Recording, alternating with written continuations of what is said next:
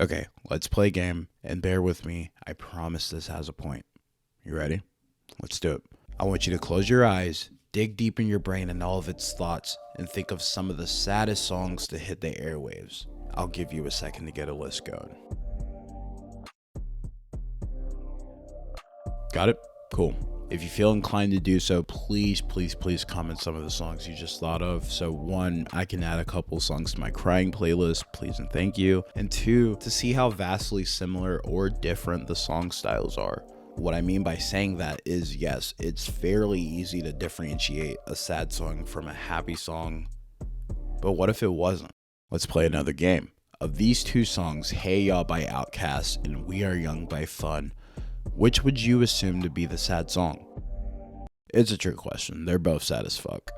Outkast's Hey Ya has been broken down as one of the best examples of reverse psychology working to perfection. An overwhelmingly groovy and happy sounding dance record, features lyrics that refer to the fact that many people stay in unhappy relationships rather than doing what's right for themselves and leaving.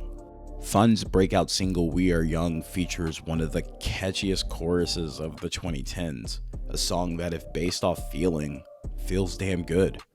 Feeling once again contrasts content here, as this song is about a guy with substance abuse issues and a rocky relationship to match, and one night is taking the drinking issue to a new and dangerous level to drown away that which makes him feel sorrow. Two absolutely legendary songs that for years listeners would play at high volume for a great time. Hell, they still do. But most were genuinely shocked years later when they sat down and read how dark its content truly was. I had a similar experience a couple months ago with a song that for various reasons gave me an overwhelming sense of nostalgia. It made me dance. It made me happy. I didn't know its lyrics for quite some time, and on one rainy day I decided to listen and read along as opposed to dancing. It's safe to say my relationship to the song swiftly changed. In reading the lyrics to this amazing song, it became very clear that it was talking about the aftermath of a brutal sexual assault and the fears that surround something like that as a woman. Content that Grimes herself said made her go crazy for a few years and paranoid walking around at night. In talking about this fear, she also exerts her dominance over it. Going on to say the song is more about empowering myself physically amongst the masculine power and the hate of feeling powerless, taking that masculine power and making it jovial and non-threatening. Something she set out to visualize in the iconic music video 10 years ago and accomplished by simply dancing in the face of horror.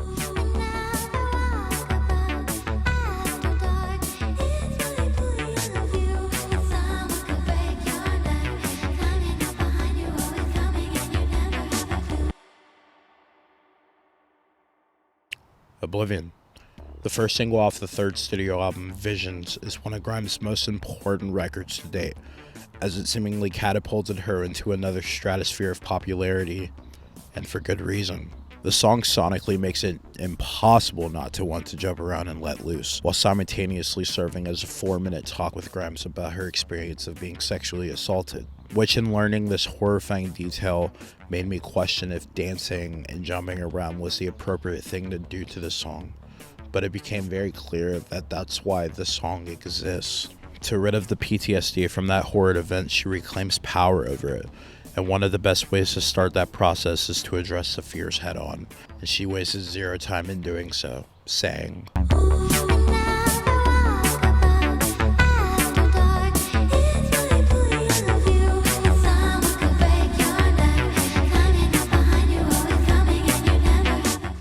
this realistic and detailed point of view of a woman walking the streets at night is gut-wrenching to say the least, as the words here paint a picture of a close and unknown threat, not knowing where it is, but knowing and feeling that it's imminent. Addressing the fear with zero censorship is what makes Oblivion Oblivion. Grimes showcases a lot of bravery in discussing how this event made her deeply paranoid, but also her bravery shows up in not letting this event dictate her life. She continues singing,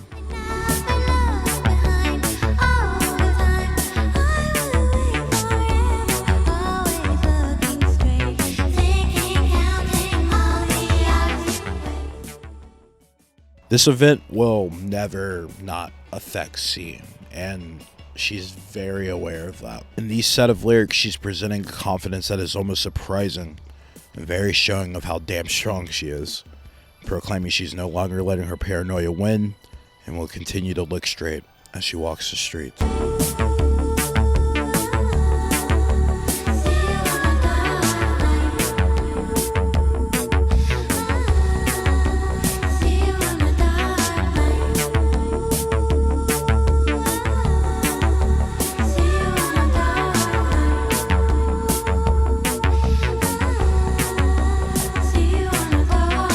The chorus of Oblivion, though a repeat of the same line 4 times, is still, in my opinion, one of the most important lyrics of the song. In a literal sense, talking about the attack happening on a dark night, but also references how the recollection of the event is also itself incredibly dark.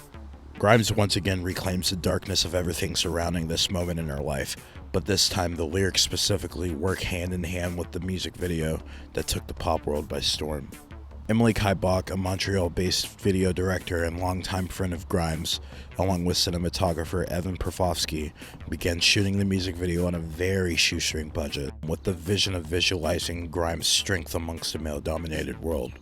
She further explained the concept to Dummy Magazine, saying, "I like the idea of framing C against a typically male crowd, having her attention fixed to the camera as the crowd's attention was diverted to the field, allowing her to become the most dominant thing in frame, while at the same time surrounded by men twice her size." A simple concept that truly conveyed exactly what Oblivion's about. Intentionally shot at night at a motocross event, a football game, and a male-dominated locker room turned mosh pit, Grimes was surrounded by the elements that, in connection to her assault, should freak her the hell out, and rightfully so.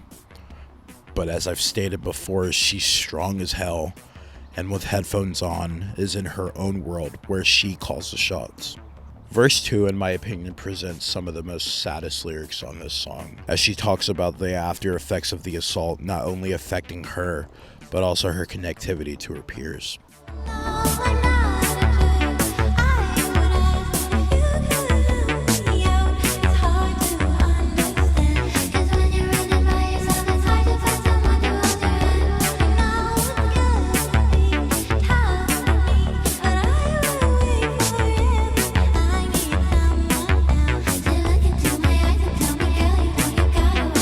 The first portion of the song has heavy emphasis on her being tough enough on her own, something that took a while for her to even claim, and she's damn proud of it, and should be. But it doesn't eliminate the feelings of wanting someone in your corner, and trying to be the strongest version of herself following an SA attack. The isolated and independent mindset that's grown serves its purpose in a great way, but also can lead to an overwhelming feeling of loneliness. She acknowledges that it's good to have someone in your corner. Someone that cares about you, loves you, walks with you on a dark night, and will lovingly tell you you gotta watch your health. Another important small line that could get overlooked in this verse is, "I would ask if you could help me out. It's hard to understand." A line that explains her thoughts cannot be understood by people that haven't been in her situation. Referencing that explaining the traumatic experience does not give understanding. True absorption can only happen by experiencing a similar traumatic event. As a person who hasn't experienced anything like what C and many others have, I'm here to listen and help as much as I possibly can.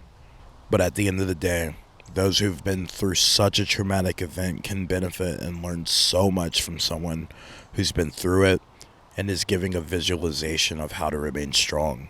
And that's why Oblivion's been such an important song and music video for so many survivors through the years, as it gave a voice to the often voiceless. This video falling on the last day of April is no accident. I originally promoted it to be out on March 25th, but I changed my mind as I wanted it to exist in Sexual Assault Awareness Month. A month for people to listen, learn, and help as many survivors as they possibly can, not only now, but forever. Though the road to recovery is no easy feat, it's definitely possible. And C is living proof of it, showcasing that it's possible to become this new, rejuvenated, badass version of yourself. A version of yourself that won't even break a sweat. dancing in the face of horror.